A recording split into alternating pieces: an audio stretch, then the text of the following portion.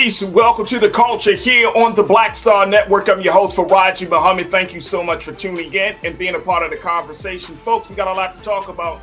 First and foremost, we're going to talk about President Biden and how his administration is moving forward to ban the Chinese app TikTok from phones from the government officials. We'll have that conversation and the implications of that. Also, we're going to be checking in with Baltimore Mayor Brandon Scott about reimagining public safety and violence prevention, talking about some of the things that Baltimore is trying to implement to stop the violence. Later on, we got to check in with my man Scotty of Off Script Sports to talk about this Lamar Jackson contract negotiation fiasco and what's next for the MVP. We got that and a whole lot more. So stay with us. It's happening on today's edition of The Culture right here on the Black Star Network. Let's go.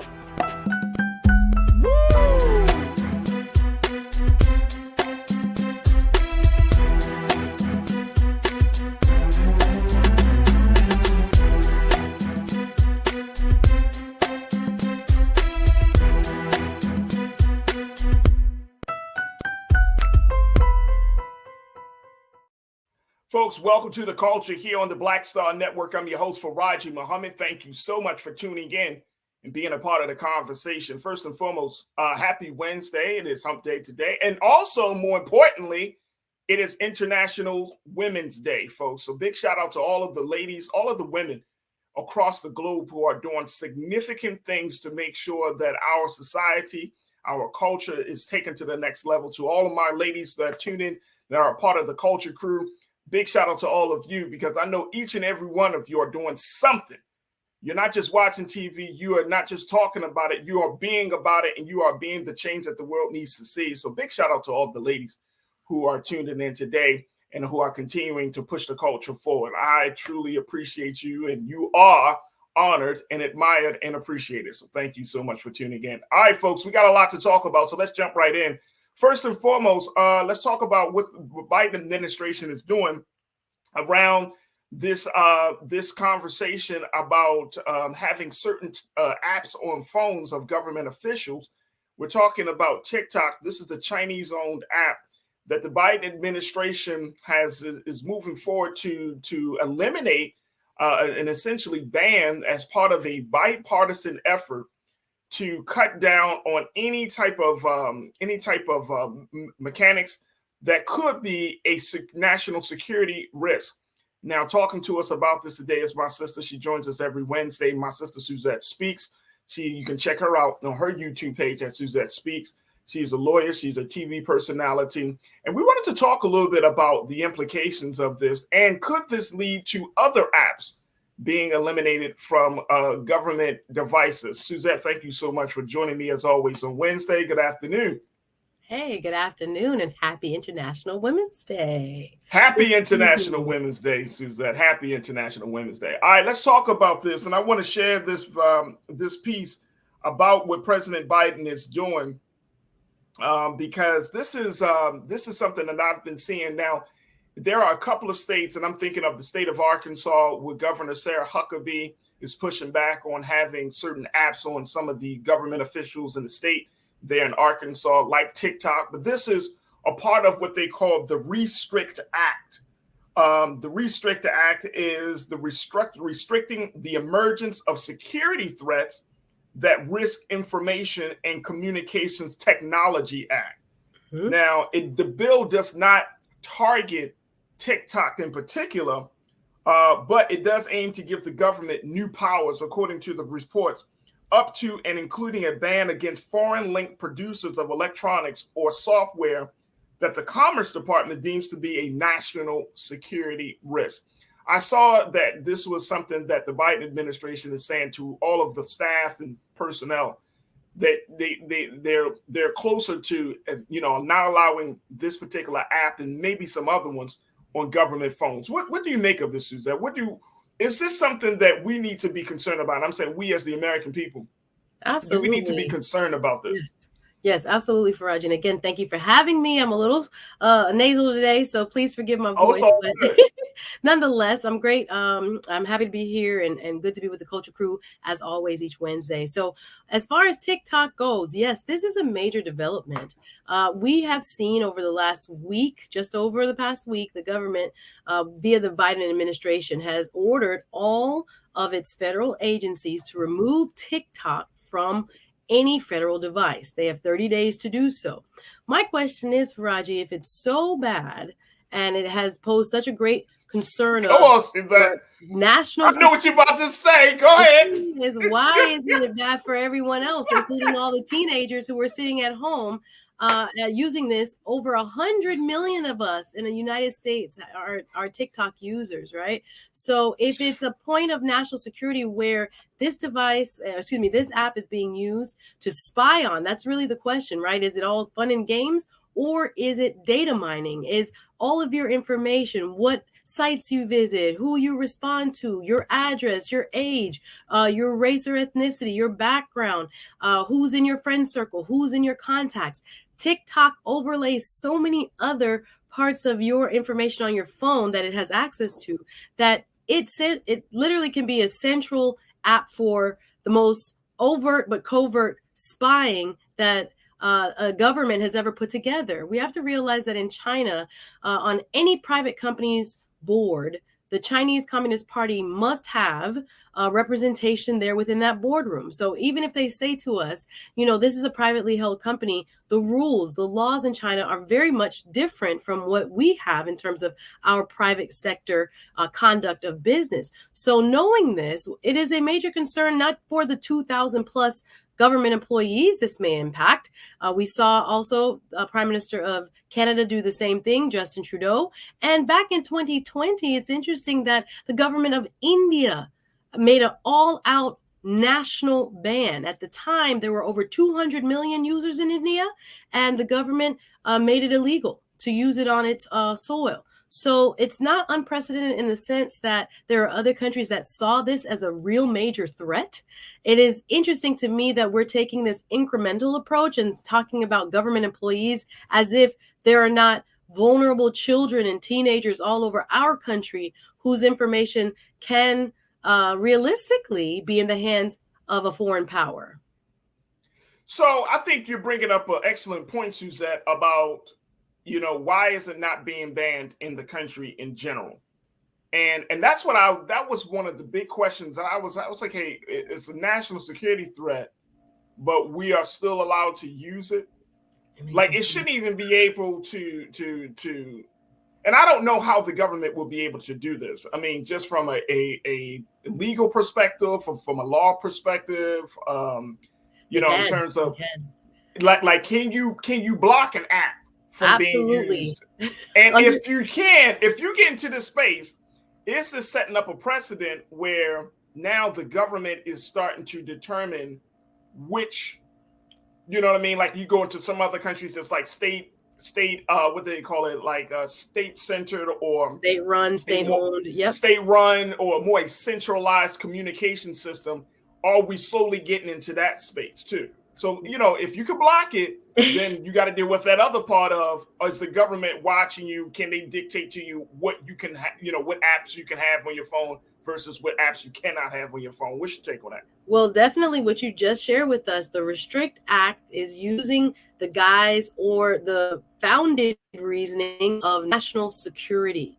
That therefore, if something poses a national security risk, this is how we had FISA courts. This is how we had, secret courts listening in on, phone taps. And I don't want to go back, post 9/11, how much the landscape has changed in terms of what the government is permitted to do under this idea of protecting the nation's interests, right? National security is a huge component as to the argument as to why this is so dangerous. So under this restriction that's being proposed by this subcommittee in the Senate, it would allow the Biden administration to limit any app. It doesn't mention TikTok by name, but it allows for any app that is deemed to pose a concern or a threat to national security to become something that a president, the Biden administration or any administration going forward could in fact limit on our homeland. So it is something that, again, with cause,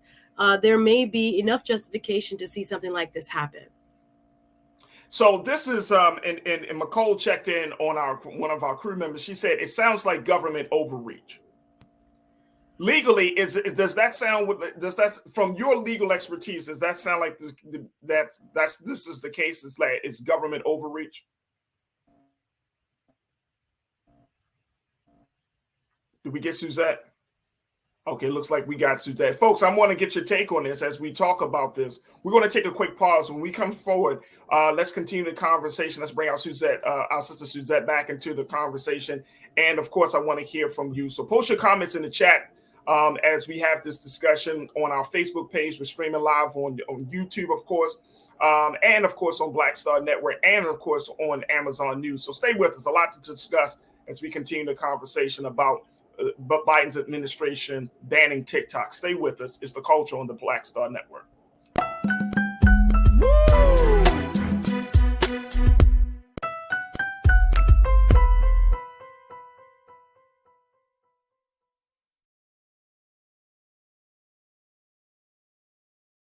When you talk about blackness and what happens in black culture, we're about covering these things that matter to us, speaking to our issues and concerns. This is a genuine people-powered movement. There's a lot of stuff that we're not getting. You get it, and you spread the word. We wish to plead our own cause.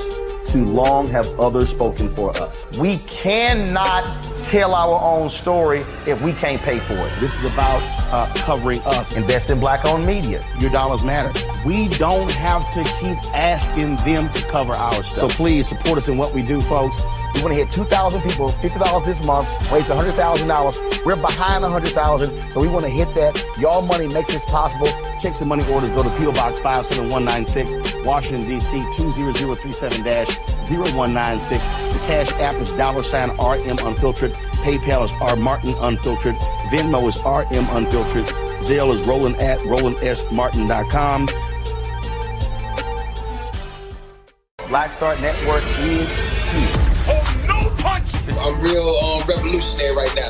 Thank you for being the voice of Black America. All momentum we have now, we have to keep this going. The video looks phenomenal. See, there's a difference between Black Star Network and black-owned media and something like CNN. You can't be black-owned media and be scared. It's time to be smart. Bring your eyeballs home. You dig? Hatred on the streets, a horrific scene, a white nationalist rally that descended into deadly violence. White people are losing their damn minds. An angry pro-Trump mob storms the U.S. Capitol. We're about to see the rise of what I call white minority resistance. We have seen white folks in this country who simply cannot tolerate black folks voting. I think what we're seeing is the inevitable result of violent denial. This is part of American history. Every time that people of color have made progress, whether real or symbolic, there has been what Carol Anderson at Emory University calls white rage as a backlash. This is the rise of the Proud Boys and the Boogaloo Boys. America, there's going to be more of this. Here's all the Proud Boys, guys. This country is getting increasingly racist in its behaviors and its attitudes because of the fear of white people. The fear that they're taking our jobs, they're taking our resources, they're taking our women. This is white fear.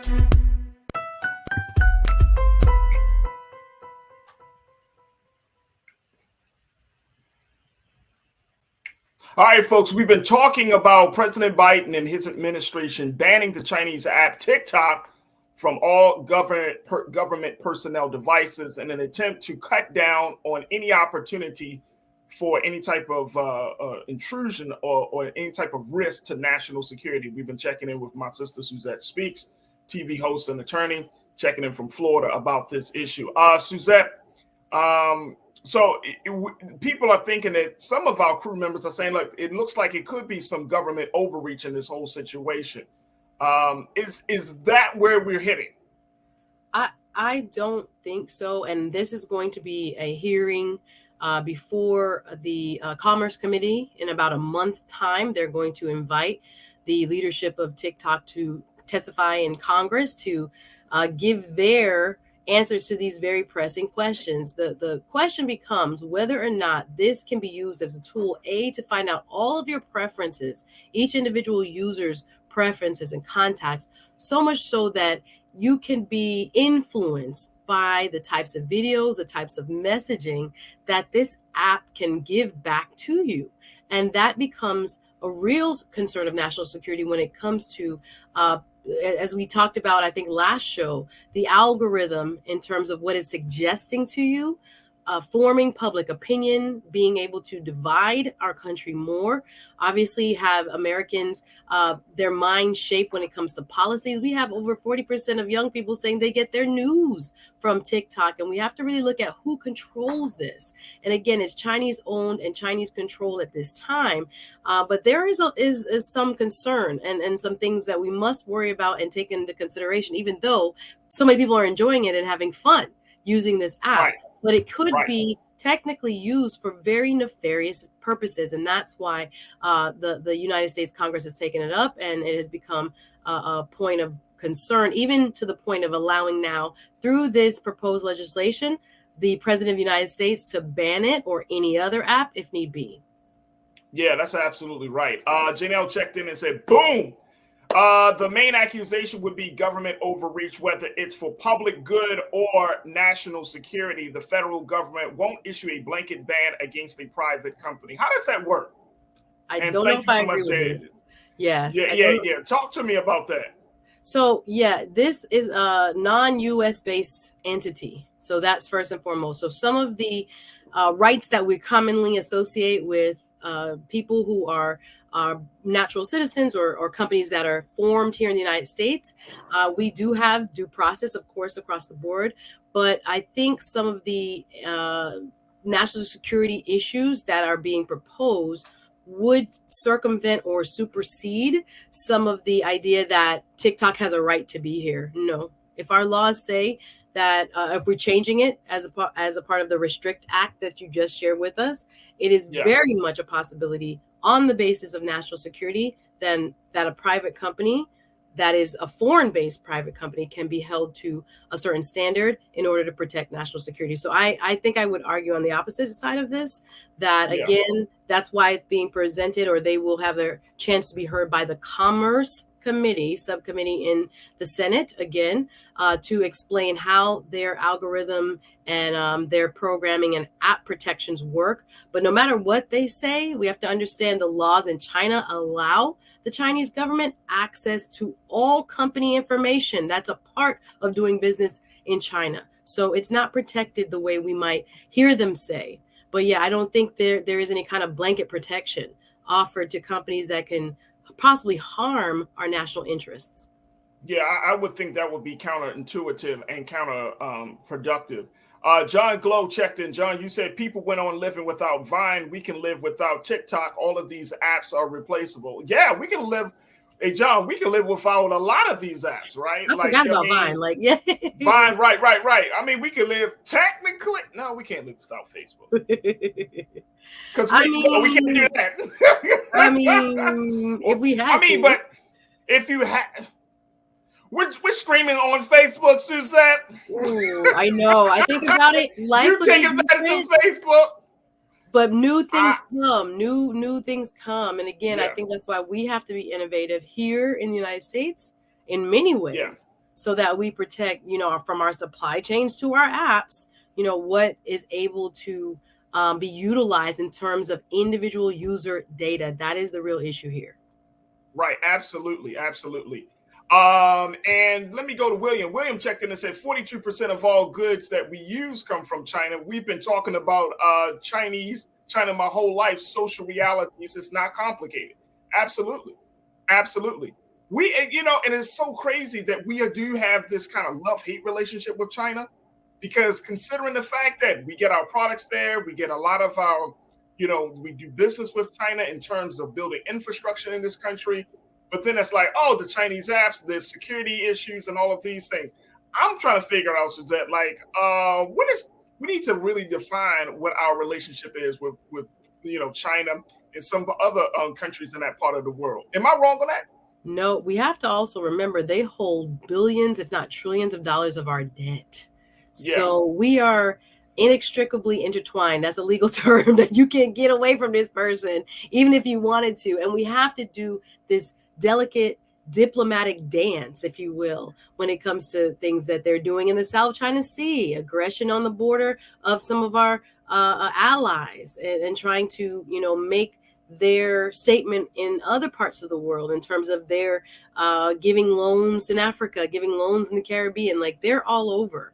So it's like that neighbor that has a lot of tension with you, but you need to work with them, because if they, call that debt that we owe and say, hey, pay us back now, we're going to be in problems. So it's like one of these relationships where diplomacy becomes the cornerstone, even though they're going to get on your nerves and things that they're going to do, even like what we just had with the Chinese balloon, where it was very uncomfortable. We don't want to go to war with China. We're obviously going to try to hold the line and say there's certain things you can't do, like spy, but is this what is actually going on TikTok? Is this the absolute largest case of spying on Americans? That's what we really, I think, need to kind of like break it down and say, so we understand. It just sounds so, benign and so, oh, it's just TikTok. Yeah, right. They have all your information, how you think, what you buy, what you do. And again, we know that algorithms can be designed to point you based on your preferences to certain information, right? To certain patterns of thinking. And again, mostly we see young people on this app. So how is it that we can protect the teenagers who are sitting on this for hours a day and not thinking anything of it? By accident, they're getting this. No, you are being suggested certain types of videos for a reason. So if they wanted to start a revolution against, like we've seen, against our government, technically speaking, they would know who's already prone to that, because they have your data. They've been watching and their searches of all the information that is presented when it comes to the users. We sometimes, I don't think we can really kind of understand that vastness of what that means. You wouldn't give it to a person on the street, but you have it in the hands of this app, which is, again, in many ways, having given access to the Chinese government means they have it. So we have to really put this in context. And to add to that, and I'm glad that you brought that up, but let's put this in another context. We don't know what type of spying America does to other countries. Well, I think it goes both ways for Reggie. Hey, look, we're on this side of the water, right? We on this side of the water, and when we hear information coming from our government saying, "Oh, this is a national security risk," "Oh, this is not good for the American people," "Oh, this is a pop," and we hear that on this side, but we don't know what's going on the other side. We don't know if America is spying on them through other means. We don't know if they're data mining, if they're collecting information. We don't know. And I remember, hearing a number of Black leaders saying that the government is telling us one thing, but may be doing something totally different across the waters in our name. Mm-hmm. You know what I'm saying? Like, we need to spy on this. And I ain't doubting it. I know it. This is America, baby. Speak, of course, yes. This is happening as we speak. For sure. So we don't know how this thing is going to play out. But to your point, it needs to be a situation where it needs to be handled delicately and diplomatically, because there's so much at stake for both areas, both countries. So you're absolutely right. So we will see how this will branch out. If maybe states will start to adopt the same policy for their government employees, but it is what it is. And Tiana said, I would love to get back to a non-social media life. Tiana, I don't know if that's going to ever happen. I feel you, Tiana. Those were the days, I don't know if that's going to happen. I don't know. If we get back, and remember when you had a house phone? Yeah. No, you could forget people and people could forget you. Now, hey, look, let me tell you, I forget now. I can't. Back in the day, we could remember phone numbers off the top of our head. Now, you ask me what my dad's phone number is. I'm looking around. I'm like, Whole new world. It has changed us. It most definitely has changed us. I don't know if it's for the better, but it's definitely changed us. Good point. Good point. All right, we got to take a quick pause. When we come forward, we're going to be checking in with Baltimore Mayor Brandon Scott to talk to us about how the city of Baltimore is reimagining public safety and violence prevention as the city continues to be plagued by violence that affect not just older folks, but also young people, unfortunately, and what the mayor is doing, and more importantly, the resources that he's working on to change the culture of violence. We'll have that conversation up next right here on The Culture on the Black Star Network.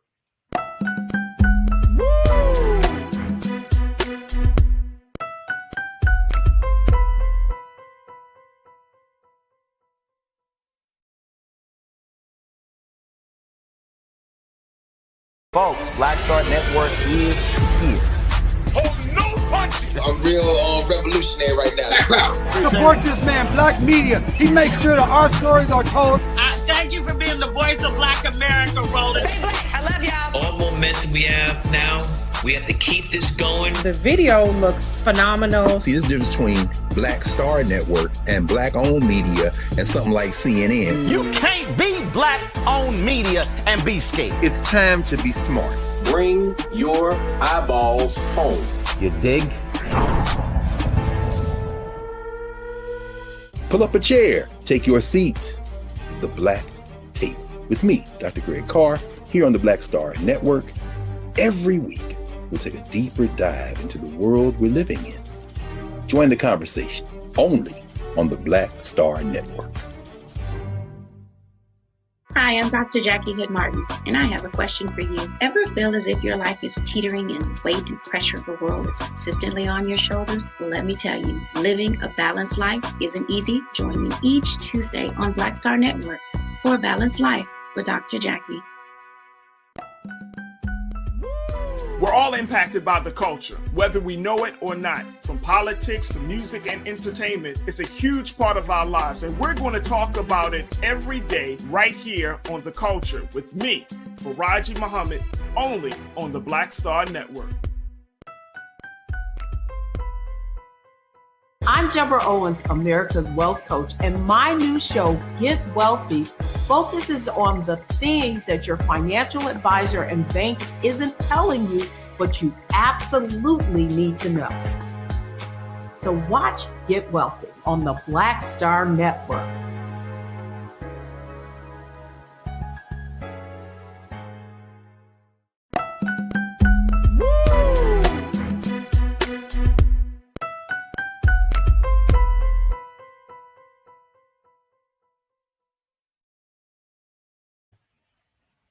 Folks, welcome back to The Culture here on the Black Star Network. We are going to shift gears now and having a conversation about public safety and violence prevention. Now, in the city of Baltimore, my hometown, violence, unfortunately, has been a part of the culture for way too long, where administration after administration has to create ways, new and innovative ways to address the long-standing systemic issue. And so today, we're going to have an opportunity to talk to the mayor of Baltimore, Mayor Brandon Scott, to get his latest take on the efforts that Baltimore City, his administration, and other government agencies in the city are doing to prevent violence. Now, before we talk to the mayor, I want to share with you something that came out of today's Baltimore Sun. This was an editorial that the Baltimore Sun had posted around this issue of violence, especially in light of a 16-year-old high school student who was violently killed earlier on Monday of this week, and only continuing to add to the growing list of names, and more importantly, adding to the great fears and concerns about violence in Baltimore. But take a look at what the editorial board of the Baltimore Sun wrote. This says this, quote, "Young people not yet old enough to vote are making life and death decisions about their futures and the futures of those around them. They have ample access to guns, yet limited self-control and apparent inability to grasp the consequences of their split-second decisions. They are acting, but they need to start thinking, really thinking about what it is that they want to make out of this one life that they've got. The obstacles in their way now are nothing compared to those the justice system will impose or the Grim Reaper. What good is it to be in the right in some street beef if you end up dead or locked up. I want to welcome now to the airwaves of the culture here on the Black Star Network, Baltimore's very own Mayor Brandon Scott. Mr. Mayor, good afternoon, sir. How are you, brother? I am good, brother Faraji. How are you, sir? We miss you back home, and the neighborhood is not the same. I know. Well, I miss my hometown of Baltimore, but I know that it's in good hands. There are a lot of great people like yourself and others who are trying to continue to do the great work that's already been done. And I want to bring in my sister Suzette Speaks, who's also an attorney. She's understanding the dynamics of this issue, Mr. Mayor.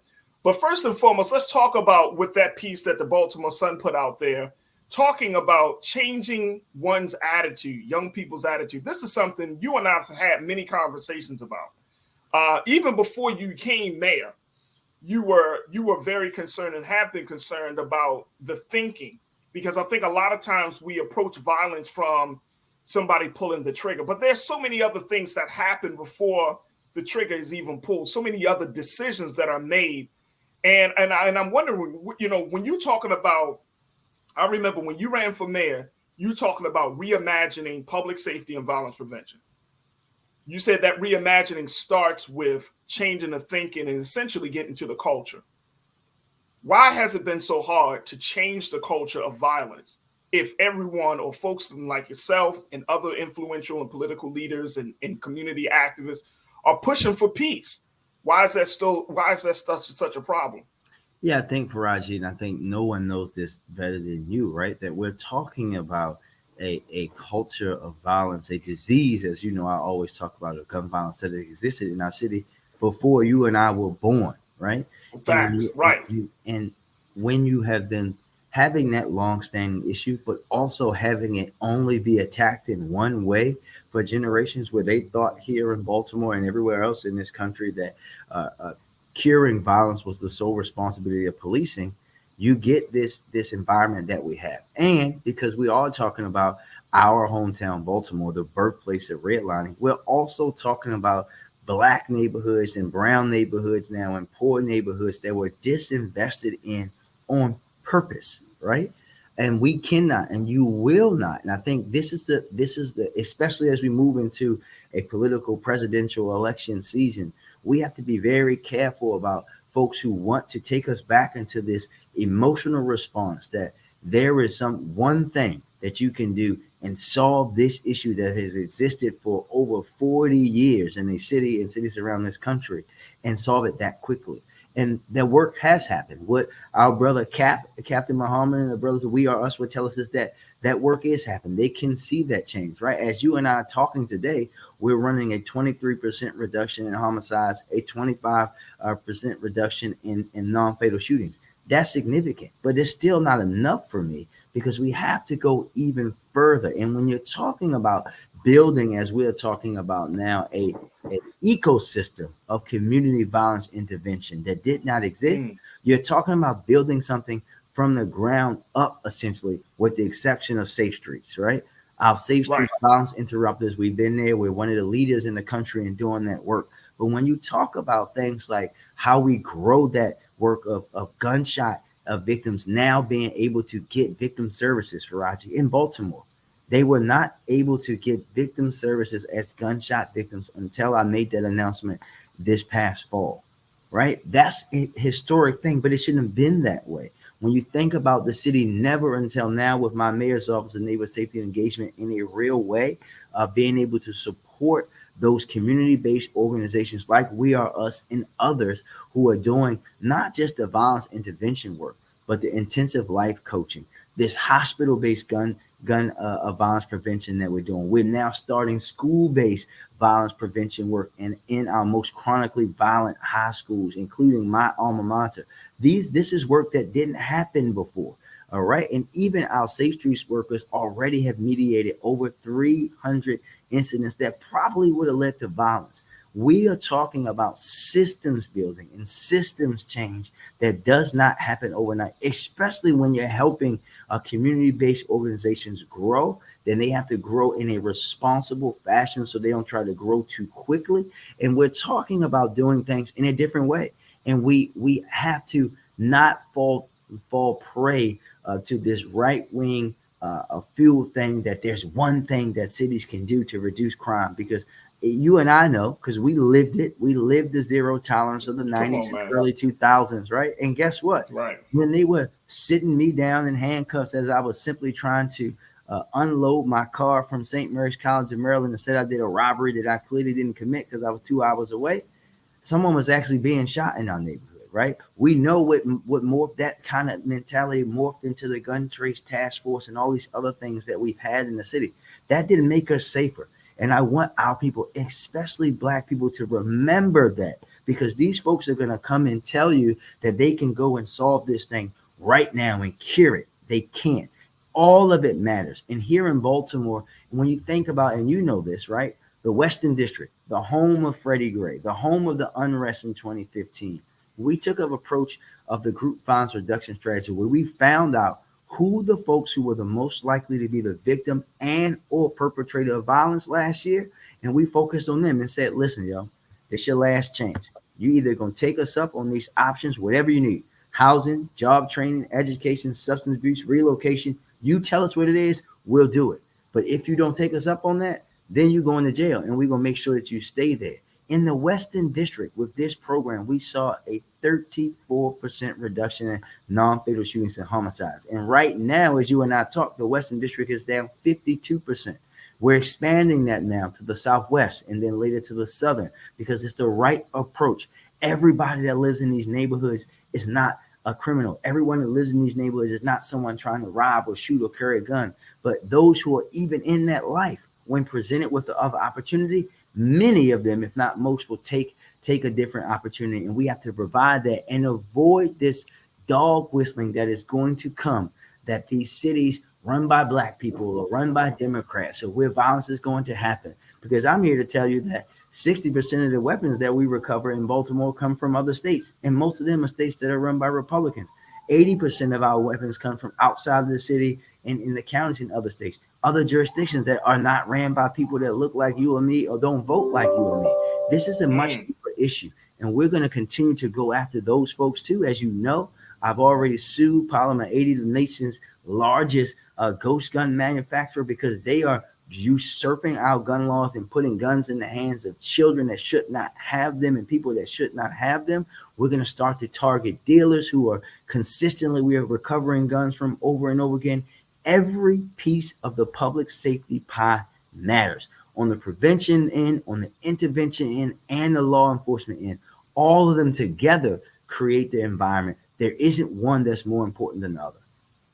Now, I'm glad that you laid that out. And Mr. Mayor, we got like 2 minutes before we take our next pause, but I do want to get your take on this, because we're seeing now the growing trend of police response not being police not called in on every emergency call that you. And here in LA, the police union has proposed having social workers, counselors, mental health professionals to join the police when they get certain calls that aren't violent. You've been talking about something like that when you were campaigning. You were talking about redirecting. But how did we walk that fine line? Because I remember talking to one person in Baltimore City Police Department one day. He said, brother, you remember back in the 80s and 90s, we used to bust people's heads. He literally said this to me, Mr. Man. He said, we used to bust people's heads. That's how we got the crime done. That's how we dealt with the violence. He said, now we can't do that as police officers. Everybody's looking at us, cell phones are out and everything. So how do you walk the fine line of sending the message to those who continue to commit these crimes that you're serious, but not going too soft to the point where to the citizens it looks like nothing is being done? How do you walk that fine line? It's a balanced approach, but it's also when we were in pre-K for Raji, we had to put circles and circles and squares and squares and triangles, right? And I first started talking about diversion, and we're now running one of the biggest diversion programs. And this is what I'm talking about, growing the organizations to help us with that work, right? We're one of the largest in the country, where Baltimore crisis response, people call them 911. We don't even co-respond. If can go to them directly. They then in turn tell us if they need the police to come with them or not, the professionals, because there are incidents that they don't need to be on. But the reality is that we should never been sending police to that. As a former Eastern District major told to me, Brandon, I have Johns Hopkins Hospital and Medical Center in my district. Why am I sending police officers out to these calls when I have the best mental and physical and health institution in the world in my police district? We have to be evolved and understanding our responsibility level. We've been putting too much on them. And now you got to go to break. And now we can now allow them to then focus, Faraji, on the things that they should be focused on. For example, you know that some in the press here will say the police productivity is down. Well, last year, with 500 fewer cops than they had in 2014, they seized more guns, over 2,400. That's not less productivity, that's more, because now they're focused more on the things that they should be focused on and allowing other professionals in other parts of the city government and otherwise to be focused on things that are more of their responsibility. Absolutely. Folks, we got to take a quick pause. When we come forward, we'll continue the conversation with Baltimore Mayor Brandon Scott. Got my sister Suzette Speaks. And, of course, I want to hear from you. Join us in the conversation. Post your comments in the chat on YouTube and Facebook. And tell your family and friends that we're streaming live on Black Star Network and Amazon News. Stay with us. More conversation up next here on The Culture on the Black Star Network.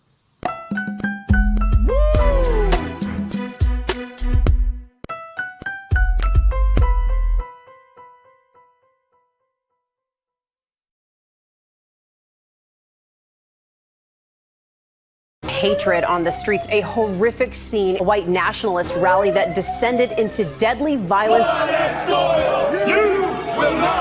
White people are losing their damn minds.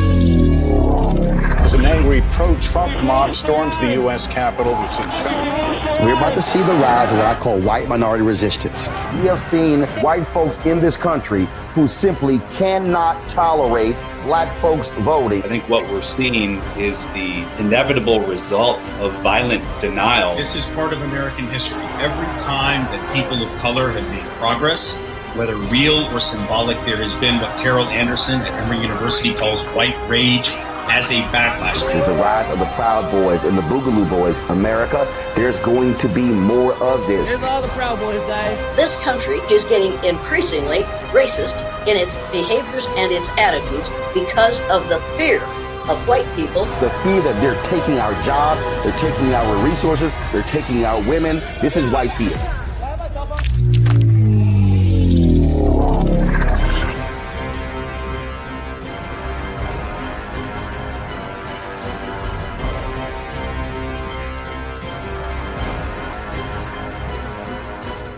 Black Star Network is here.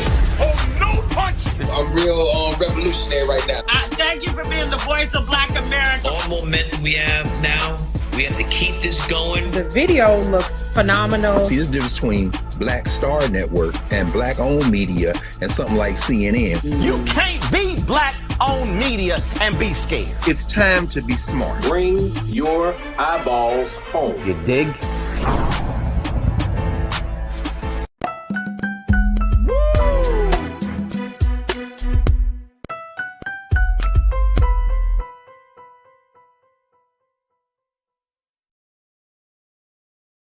Folks, welcome back to The Culture here on the Black Star Network. We've been talking to Baltimore Mayor Brandon Scott to talk to us about what the city of Baltimore is doing to reimagine public safety and violence prevention. My sister Suzette Speaks is with us. Suzette, I want to give you an opportunity to talk to the mayor as we have this conversation. What's your question for the mayor? Yes, congratulations, Mayor Scott. Thank you for being with us and for shedding light on what is quite some progress you've made. And I'm grateful that you're taking a holistic approach, knowing that, again, one single factor will not determine how quickly we eradicate crime from our communities. I want to ask you, having myself worked in state government, what help and resources are you receiving in response to what has been an ongoing decades-long problem? I know we all watched as we saw Wes Moore take office, and we were, very encouraged at the promise that would offer to you. What is that working relationship like when it comes to crime prevention between the city of Baltimore and the state of Maryland? Yeah, so I'm just going to be honest that I said this to the governor. No one was more excited about his coming into that. Faraji is laughing because, well, let's be honest, Baltimore didn't have a governor for 8 years. We had someone that used us as a dog whistle, as a backbone for which is now a failed presidential campaign, as he announced. Our former governor announced he's not going to run for president. Who, when you think about public safety, even if you, Suzette, even if you think of public safety in the traditional sense, right? Think about it like this. I just got, and we're going to pass the last piece of legislation to have city control of my police department. Like, that's going to happen this session in my General Assembly in Annapolis, right? Everything else outside. And Mr. Mayor, I want to just very quickly, how significant is that for those who don't understand, who don't know how the police department works in the city? So when you think about it like this. So my first piece of legislation that I tried to introduce way back in 2011 as a young council person was to have our police department share crime data online and take internal affairs complaints online. Our law department told me that I couldn't do that because of the state agency, and that led to a now 12-year crusade to get it back, because while the state had allowed the mayor the power to appoint the police commissioner and then said that the city had to fund the agency, all the policies and practices had to be passed at the state level. So when you think about what happened in the years that led up to Freddie Gray and the gun trace task force and all these things and policies and practices, for example, which even though we had body cameras here in Baltimore, right? That's just something that we now forced them to do. We couldn't pass a body camera law here. Only our state could, right? We could not even redistrict our district lines, right? That haven't been done until this year for decades. All of that basic stuff. And then when you add on to that, Suzette, that the jail, corrections, juvenile justice and services, all of that stuff is run by the state. Having now Governor Moore, who absolutely wants to be a true partner in that work and understands the complete complexity of public safety, has been a refreshing thing already. My mayor's office of neighborhood safety engagement have been working on this behind the wall project for a long time. But now, mysteriously, in the last couple of months, those talks have ramped it up so that we can be able to work with people before they re-enter into our community. So now that we have not only a new governor, we have a new state's attorney, first, also a historic thing, we have our first Black attorney general. Everybody now is working together through our criminal justice coordinating council that I oversee. Everyone's at the table, and we're looking forward to a real partnership with our great governor. So, Mr. Mayor, for those who don't know, that this is historic in the sense that you got 4 Black men at the helm of all of these positions in the state of Maryland, in the city of Baltimore. You got a Black male governor, a Black mayor, a Black state's attorney, and a Black attorney general. Yeah, it's a huge thing. So for all the Black people who want to, I'm gonna go Suge Knight for a second. For all the Black people who want to live in a state where your vote matters and representation matters, come to Maryland. Hello. No, that's a lot, though. Right. It's a huge thing. It's a huge thing. So here's the other part of it as we wrap up on this part, Mr. Mayor. Looking at the next generation, you've been, of course, working in the schools. We have done some work together, but more importantly, the focus on the next generation. This is why the conversation around violence has gotten to the place that it's at, because you got high school students. Yeah, man. High school students who are getting shot, and some of them are getting killed because of the culture of violence. What will the city of Baltimore do to save young people's lives? Yeah, and Faraji, this is the part that pains me the most, man, because there is so much, and we have to, and this is why the cultural part matters, right? And I know I'm surprised I get a text from you from that now infamous viral video about me cussing on TV because a reporter asked me. No, I put that on my Instagram story, bro. A stupid question about young people being murdered in the city. Yes, because sir. You and I, we went to Baltimore City schools where there was no such thing as new schools, right? And now the last 2 incidents that I've had last 3 that I've had outside of schools have all been 21st century new school buildings. And you remember, Faraji, I got in trouble as a council person in saying that, listen, this is great that we're finally going to be building and renovating 27 now, 28 new school buildings. No city in the country, big city in the country, has built or renovated more new schools than the city of Baltimore. But what did I say back then? It's not enough, because we have to get to them and their families and the culture, because they have to not only feel that love when they come into these new school buildings and all these new rec centers that we're building and operating in the city, but we got to get to them. And that's why we're doing the work now of starting that school-based violence intervention program. That's why we have the sidestep pre-arrest diversion, why I actually pulled the school system and the school board and MONSE and VPD and everyone together, because we now going to try to go back to also developing plans, individual plans for the young people that we know are the most likely to be the victims or perpetrators of these things, because I can't continue to do that. And we have to also, this is where I challenge the community a lot too, and not folks like you and I who've been involved with We Are Us or 300 back in the day, but those folks who, grown men and grown women who go on Twitter and say, oh, they need to do something with these kids. What are you going to do? All of the, we every single young person in the city should have a mentor that's a caring adult that's not related to them. But also even checking our own family members, right? As I said a few weeks ago, if you got a 14, 15-year-old kid that lives in your house and they got 4 or 5 key fobs and y'all don't have a car, you got to have that conversation. That gun, we all know black parents. We know black parents are going through their kids' stuff and they seeing this stuff and not saying anything. We have to intercede in this stuff and show these young people by pulling them along and being there and rapping so they can see each other in a different way. Because the truth is, Faraji, and it's a truth that we don't like to hear, they're being killed by their friends. You know that. I know that. That's what the young people tell you. When I ask young people, who do y'all think is killing the young people? One young man said to me at a school recently, said, Mr. Mayor, I ain't going to hold you, but it'd be their own man's for real. For those who need a little cultural understanding, that means it's their people. That means it's somebody that they're friends with, right? And it's over stupid stuff. This is the other dog whistle. This isn't the 90s. This isn't about drugs and guns anymore. This is about, oh, he took my girl.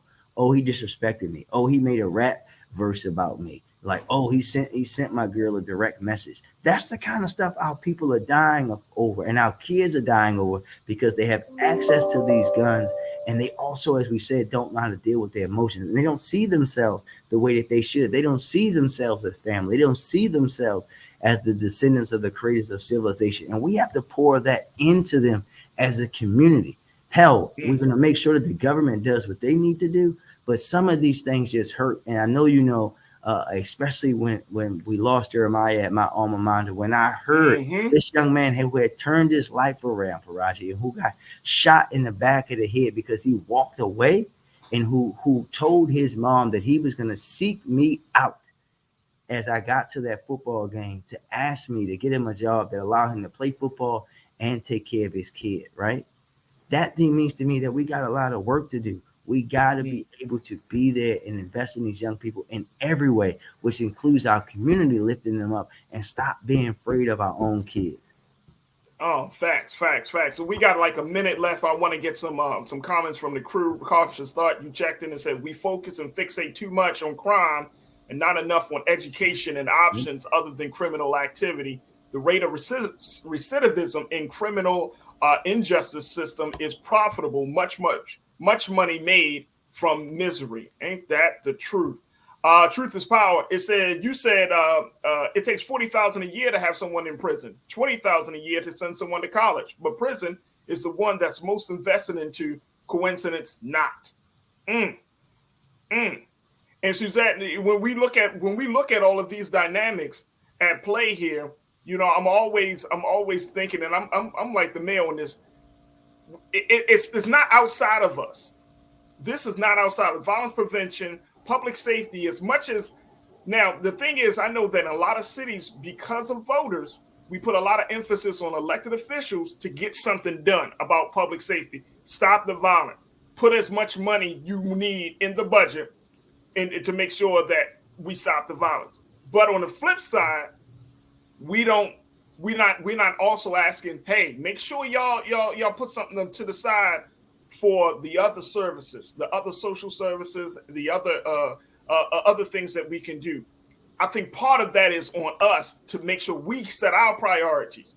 Do we want police in the neighborhood busting heads, doing all of this extra stuff, being the police officer, the psychologist, the counselor, the truant officer? Do you want that? Or do you want a community that feels empowered? Suzette, what's your take? Yeah, if it is to be, it's up to me. And you said it so eloquently our last show. Ask not what your country can do for you. Ask what you can do for your country. It's up to us to save us, right? Nobody is coming in here. There is no incentive for any outside community to come and see Baltimore be the shining city on the hill that it ought to be. So I'm glad that we have soldiers like the mayor, but more importantly, those in the community, the grassroots that are also stepping forward. But we need more and more people to commit to what he's talking about, mentorship, and doing what they can at whatever level they can, so that conglomerately or all together, it makes a big difference for each and every one of our young people in that city. Absolutely. Mr. Mayor, as we wrap up, I mean, one of the things that people often think about Baltimore and say, oh, y'all is a home of the wired, that the violence comes along with I know you hear it because I hear it all the time. Baltimore, y'all home of the wire. And violence is a part of the branding. How does that change from your vantage point, you being the chief, chief executive officer, the chief ambassador for the city? How do you let people know that Baltimore is not a city of violence, but Baltimore is the city with so much other great things to offer? Yeah, Faraji, I think we start by not allowing HBO, whoever, to determine or dictate what Baltimore's image is to the rest of the world, right? And I always say, we're never going to shy away from our problems, but every city has violence issues, right? People don't think that, New York is NYPD Blue or New York Undercover, right? We have to be able to showcase the whole entire city.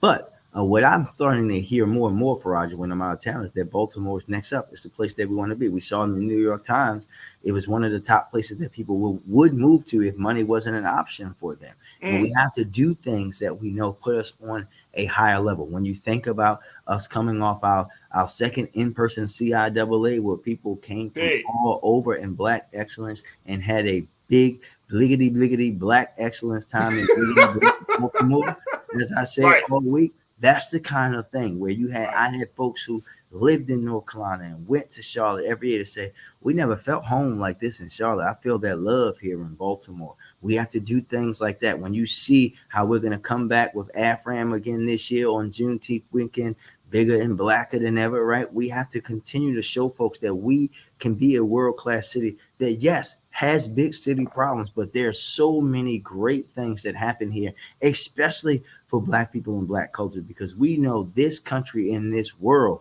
would not be what it is today if it were not for Black people from Baltimore.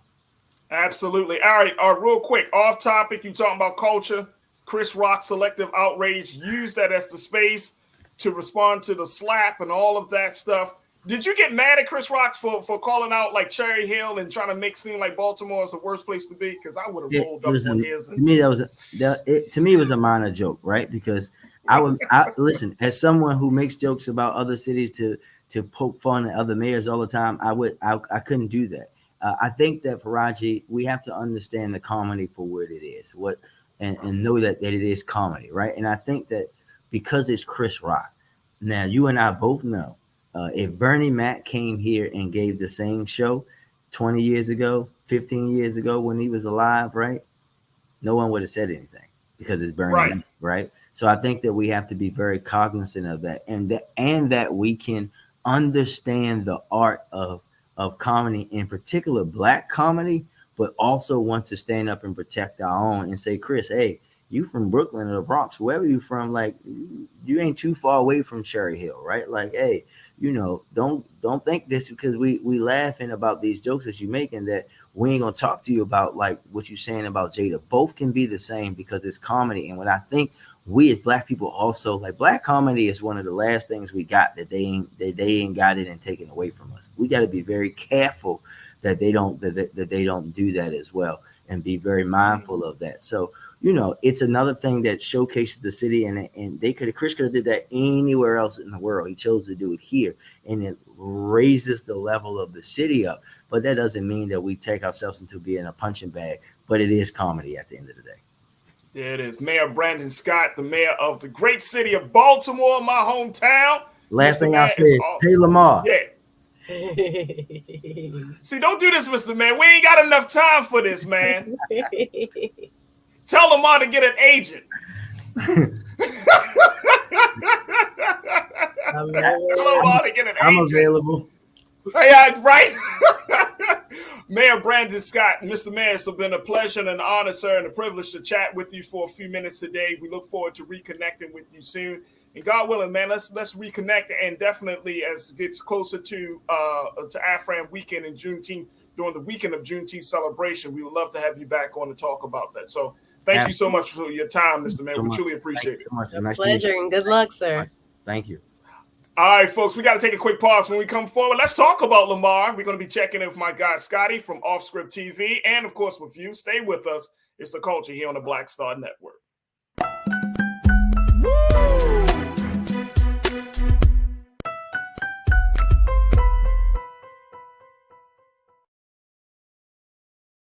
Pull up a chair. Take your seat. The Black Tape with me, Dr. Greg Carr, here on the Black Star Network. Every week, we'll take a deeper dive into the world we're living in. Join the conversation only on the Black Star Network. Hi, I'm Dr. Jackie Hood Martin, and I have a question for you. Ever feel as if your life is teetering and the weight and pressure of the world is consistently on your shoulders? Well, let me tell you, living a balanced life isn't easy. Join me each Tuesday on Black Star Network for A Balanced Life with Dr. Jackie. We'll laugh together, cry together, pull ourselves together, and cheer each other on. So join me for new shows each Tuesday on Black Star Network, A Balanced Life with Dr. Jackie.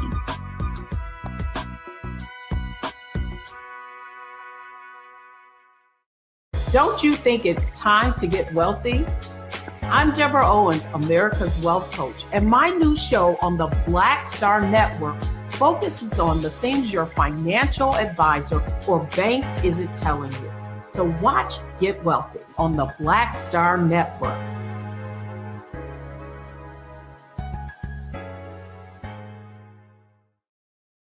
When you talk about blackness and what happens in black culture, we're about covering these things that matter to us, speaking to our issues and concerns. This is a genuine people-powered movement. There's a lot of stuff that we're not getting. You get it, and you spread the word. We wish to plead our own cause. Too long have others spoken for us. We cannot tell our own story if we can't pay for it. This is about covering us. Invest in black-owned media. Your dollars matter.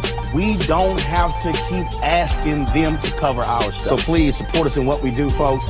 We want to hit 2,000 people, $50 this month, raise $100,000. We're behind $100,000, so we want to hit that. Y'all money makes this possible. Checks and money orders go to PO Box 57196, Washington, D.C. 20037-0196. The Cash App is $RM Unfiltered. PayPal is R Martin Unfiltered. Venmo is RM Unfiltered. Zelle is Roland at RolandSMartin.com. Hatred on the streets, a horrific scene, a white nationalist rally that descended into deadly violence. White people are losing their damn minds. An angry pro-Trump mob storms the U.S. Capitol. We're about to see the rise of what I call white minority resistance. We have seen white folks in this country who simply cannot tolerate black folks voting. I think what we're seeing is the inevitable result of violent denial. This is part of American history. Every time that people of color have made progress, whether real or symbolic, there has been what Carol Anderson at Emory University calls white rage as a backlash. This is the rise of the Proud Boys and the Boogaloo Boys. America, there's going to be more of this. There's all the Proud Boys, guys. This country is getting increasingly racist in its behaviors and its attitudes because of the fear of white people. The fear that they're taking our jobs, they're taking our resources, they're taking our women. This is white fear.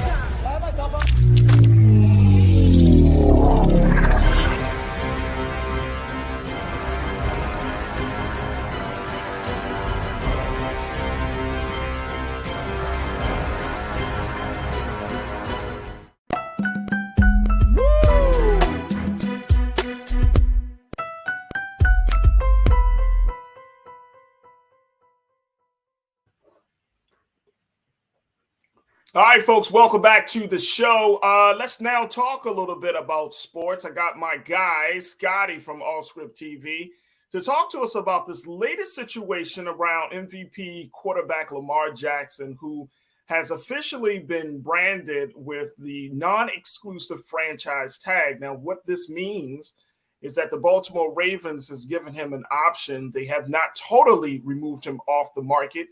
He has the opportunity to go and shop around his talents and his abilities to other teams, and in lieu of continuing his time with the Baltimore Ravens. But if he does decide to move forward with the Baltimore Ravens over the next couple of days or after the next couple of days, then he will be awarded with a $32 million season for this year starting in 2023. Now, this whole situation has so many layers to it that I had to bring my man Scotty into the conversation. Got to bring my sister Suzette into the conversation because there are so many levels to this. So, Scotty, good to talk to you once again, brother. How you feeling this afternoon? I'm feeling pretty good. I gotta say something real quick before we get started. Let's not act like Baltimore even really reps Maryland. Let's keep it a buck, because I'm from Maryland, and Baltimore don't rep Maryland like that. It's Baltimore. And then the's Maryland. So first thing, before our friendship ends on TV today. First thing, you can't have Maryland without Baltimore. I know too many. All right, so we're gonna start the conversation. I'm just saying. Baltimore's at the center, literally, geographically, is at the center of Maryland. I'm just telling you, the people. Only reason Annapolis is the capital is because they want black folks to. I'm just telling you, all the people that I know from Baltimore, I'm like, yo, you from Maryland? They be like, no, I'm from BMore. No, bro, I don't know what social studies or class they haven't gone to, but Baltimore's in Maryland. I hate the conversation. Don't get this guy. I hate the conversation. People be like, I'm from the DMV, but Baltimore's not included. That's what they mean. Dumbass, how is Baltimore not included in the DMV? Yes. How is DC? How you gonna go south of one of the major cities in the state of Maryland? I'm just Please don't get me started, brother. I've been doing with this for 40 years, bro. I've been doing this for 40 years. Let's talk. Okay, all right, I'm gonna leave that to y'all. That's how me and Scotty talk. All right, let's talk about Lamar Jackson. All right, now here's the thing, Suzette. Here's the thing. Now, Lamar Jackson, of course, he got a big contract that's possibly waiting.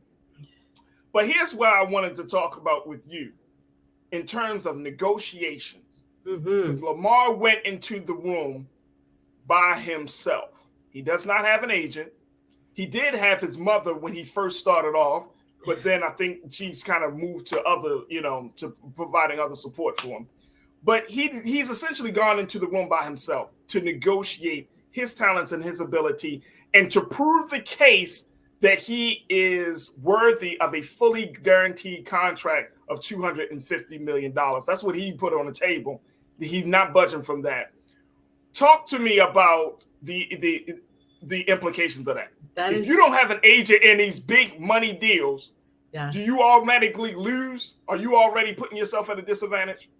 Abso-freaking-lutely. I'm not sure why anyone who has, experience, and again, I'm just coming at it not as a personal attack on him, but just as an attorney thinking about how much we prepare and what we're able to say indirectly for our clients. When you put yourself in a position where you have to speak directly as the person that is making the claims or trying to push back.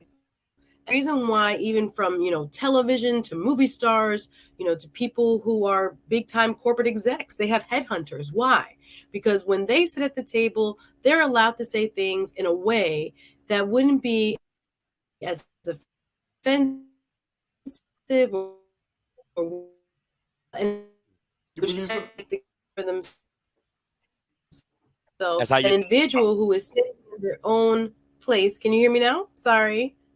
Yeah, we can hear you. Yeah, okay. Yep. You were breaking up, but you're good now.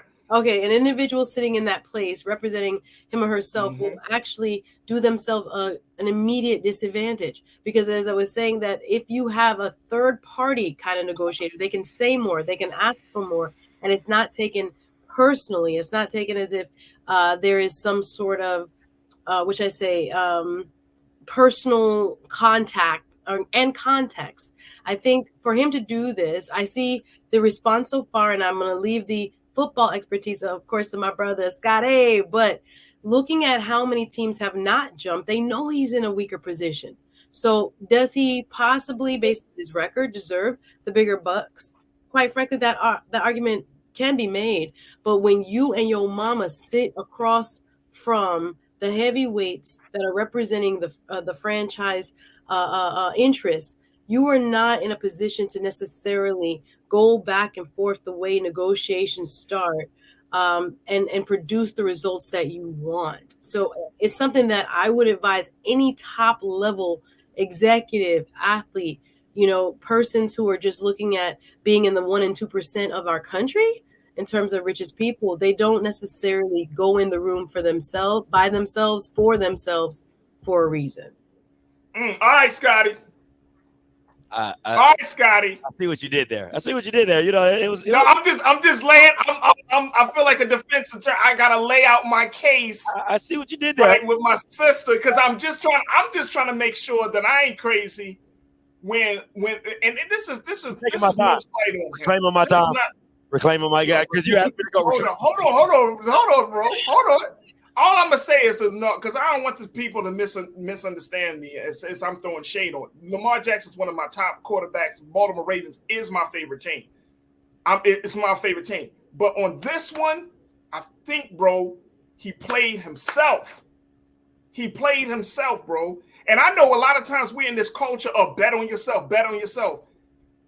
Bro, like this is millions of dollars at stake. You gotta come in there in with prepared and making sure that you are positioning yourself to win.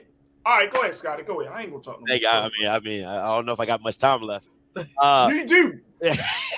So let me go back with what the Queen said, right? I love the personal. I think that to me is the biggest aspect of the whole negotiation, because when you sit in front of somebody and you have a relationship with them and they tell you what they think you're worth and you tell them what you know you're worth, and you guys can't come, it makes it feel like, dang, you don't really like me like you said you like me. You know what I'm saying? So I agree with her on this aspect.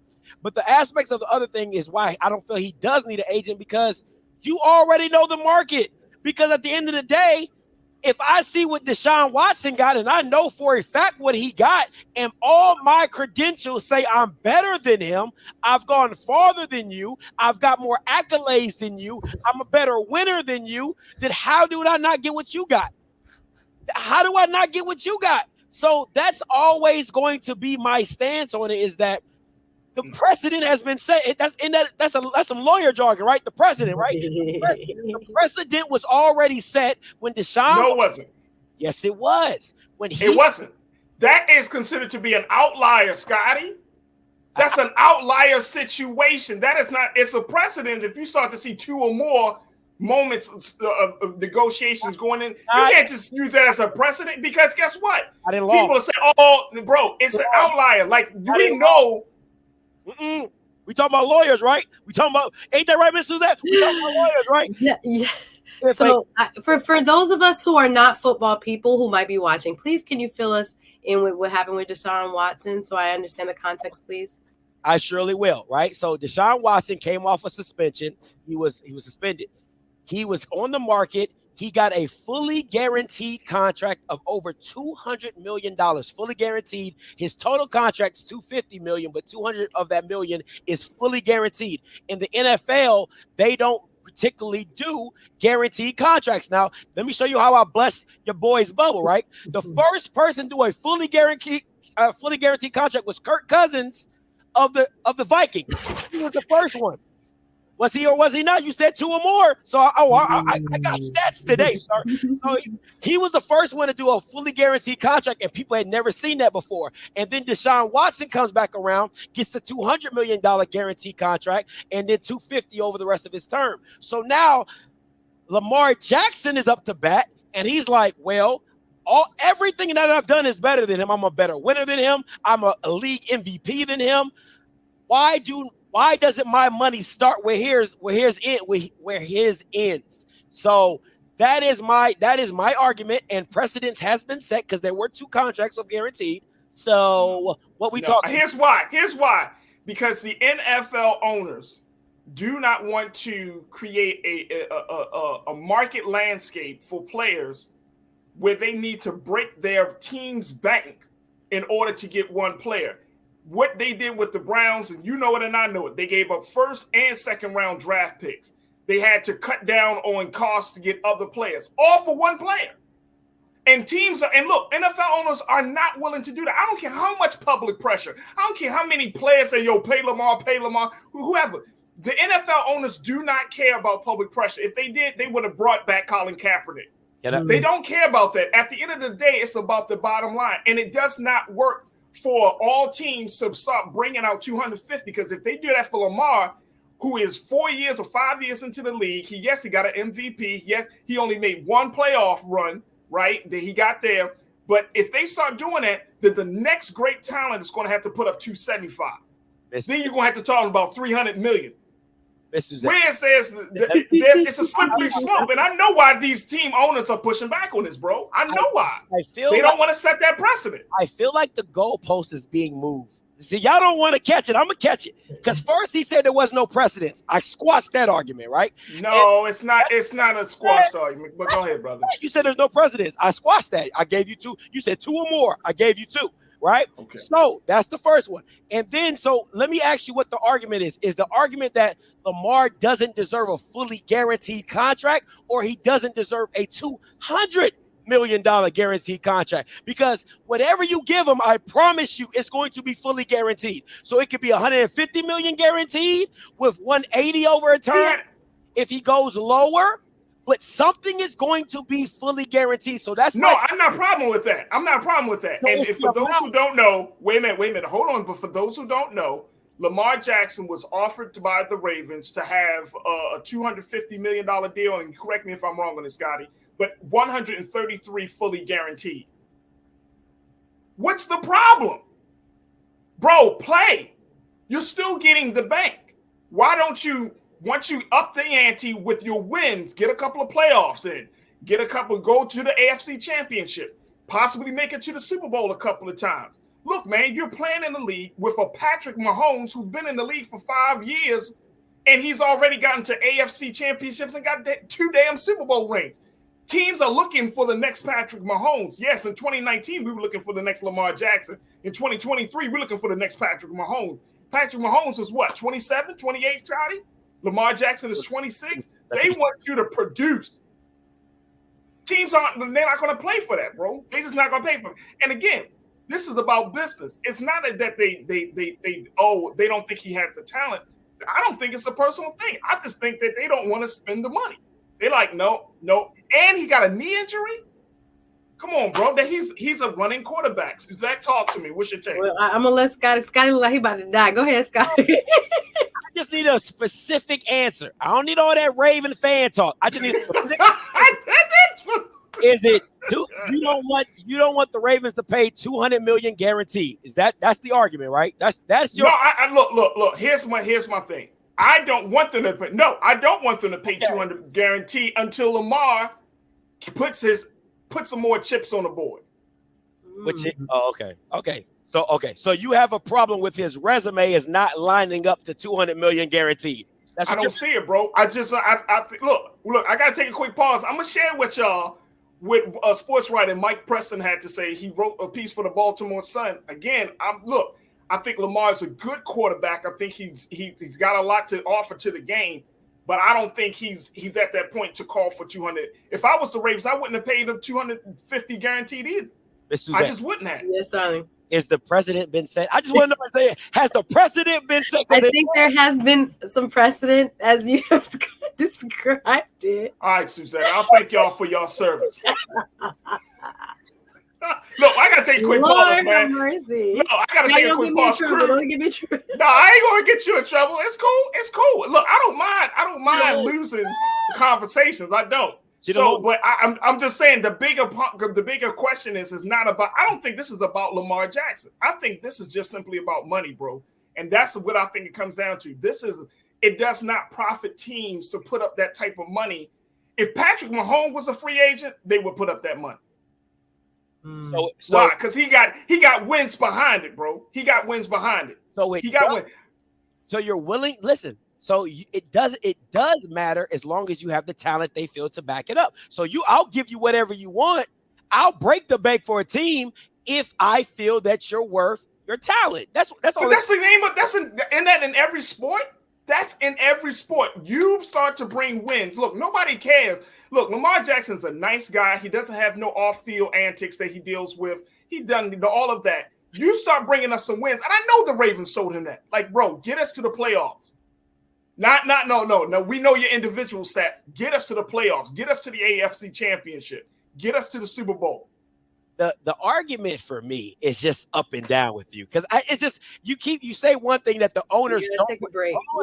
Hold on, I gotta take a break, man. All right, come back. We'll come back. All right, we're gonna take a break. I want to let the culture crew join us for this conversation. I get to start. I love him, Scott. I love Scotty. All right, folks, we gotta take a quick pause. When we come forward, what's your take on this? Stay with us. Join us in the chat. Post your comments and just continue the conversation. We're going to continue the conversation on the other side. It's the culture here on the Black Star Network.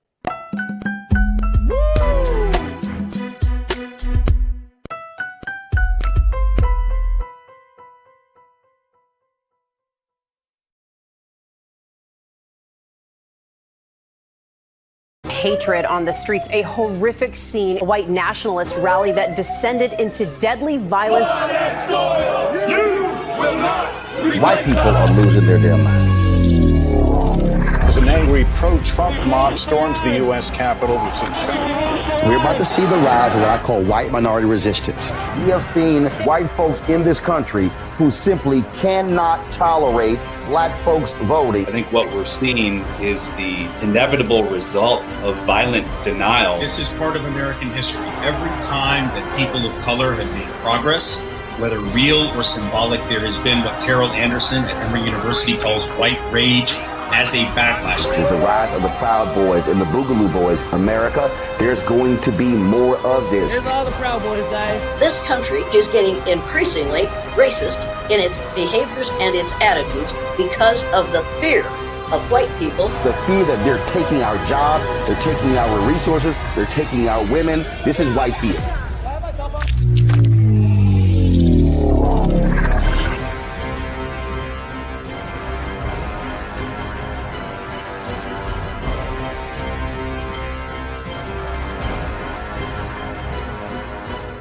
Black Star Network is here. Oh, no punch! I'm real revolutionary right now.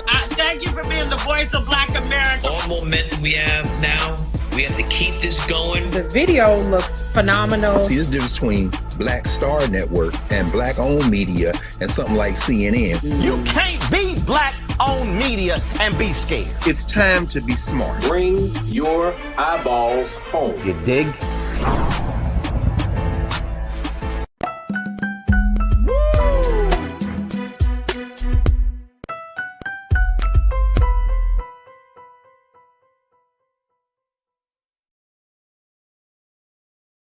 All right, folks, welcome back to the show. We've been talking about sports, talking with my guy, Scotty from All Script TV, giving us his take on the Lamar Jackson's contract situation and how it could possibly play out in the NFL as we look at other free agents who are coming onto the market and their expectations. So we've been talking about this, very vivid conversation with Scotty. Got my sister Suzette Speaks joining us. I want to hear from you, crew. Make sure y'all post your comments and let me know where y'all stand on the situation. All right, my man Damon Blissett, my pastor here, he said, look, nope, Kyler Murray, Russell Wilson got more than that guaranteed. Okay. All right. Okay. But did Russell Wilson win a Super Bowl? He did. And Kyler Murray. Does Kyler Murray even have a winning record? Don't worry. I'll wait. I'm just, hey, look. I hear what you're saying, Scotty. I hear what you're saying, but I'm just saying every team has its own criteria of what they can deem to be a successful player, right, Suzette? I mean, that's really what you're going in. Look, here's the thing, folks. When Lamar Jackson, they put the non-exclusive franchise tag on Lamar Jackson. This is the Ravens did at 302. At 316, teams started to leak. They had no interest in Lamar Jackson. The Panthers, these are teams that need quarterbacks, bro. That's what I'm like. Is somebody lying? Like, what's going on? Panthers, the Washington Commanders, they trashed the Falcons, the Dolphins. The Dolphins. The only team that they're kind of hoping for is the New York Jets, and the Jets is trying to figure out whether they should do something with Aaron Rodgers or not. But these are teams that, and so when you look at that, right, if you look at the marketplace for a man like a Lamar Jackson, and this is really not just about Lamar, I really think this is really about just this idea that you can set your own price. The NFL just does not, and Suzette, you tell me on this, because we've seen this again with Colin Kaepernick. You don't tell and I mean, we just got to keep it real. You can go big and bold with the NFL, but the owners always have more leverage because they can say yay or nay. Oh, yeah, they hold the purse strings. Like, I understand what you're saying, and I have to defer a little bit to my brother, who is more of a sports and NFL person. I watch more NBA, so I'm not going to. I can't believe this is that I know all about, because again, some of the players I keep up with, some I don't. So to have the full context of this person didn't get this with that person. I don't want to sound crazy, and I'm going to defer to the expert. But I was watching Scotty's show last night, and first of all, shout out to Scotty and Off Script. You are one of the most entertaining platforms here on YouTube. He is. And I was watching. And you brought up something during last night's show. I'm glad I caught it live when you were talking about the possibility of collusion, not saying that there's evidence of, right, allegedly, as to why there may be this possibility of every team all of a sudden, teams that really need a quarterback, that need a franchise guy, and someone who has shown that he can be that leader. And again, to Faraji's point, still has more to prove, but it seems kind of odd that every single person, every single team that you just mentioned came through and was like, not us, not us. And again, I think back to the negotiation tactic. I'm going to start at the bottom so that you come crawling back, so that you have to panic a little bit within yourself and say, wait a minute, am I worth this? I need the imposter syndrome to come on long and strong. I did a show on that yesterday on my channel. But yes, I want to kind of think of it as a negotiation tactic as well. But Scotty, I don't want to put words in your mouth, but there was this kind of concept that maybe I could agree with, or I could see owners are not supposed to talk to one another and, create this artificial ceiling. But yeah. I hear your point too, Faraji, which is basically they don't want to have to cough up out that money, and no team wants to do that anytime soon. So I don't know if Scotty wants to kind of talk a little bit more about that theory, but it's something that I thought, this has some validity, not saying that there's, evidence. But again, when you see so many teams right off the bat, 5 minutes later, we're not interested. It's kind of like, are you? Okay. And why not? Man, that's why black women run the world, right there.